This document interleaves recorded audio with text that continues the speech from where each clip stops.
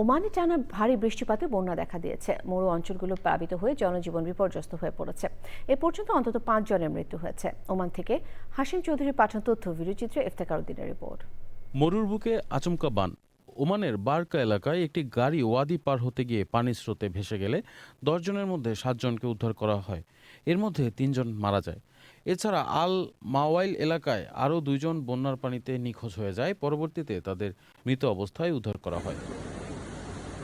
বন্যায় দেশটির বিভিন্ন জায়গার রাস্তাঘাট ডুবে গেছে। বহু গাড়ি ভেসে যাচ্ছে এবং সাধারণ মানুষ আতঙ্কে দিন কাটাচ্ছে। উদ্ধারকারী দলগুলো নিরবচ্ছিন্নভাবে কাজ করে যাচ্ছে। এরই মাঝে ওমানে থাকা প্রবাসীরা মাছ ধরার কাজ করছেন। কর্তৃপক্ষ সবাইকে নিচু এলাকা ও ওয়াদি পারাপার থেকে বিরত থাকার নির্দেশ দিয়েছে।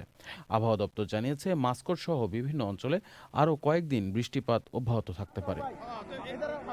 Iftekhar Uddin, channel I.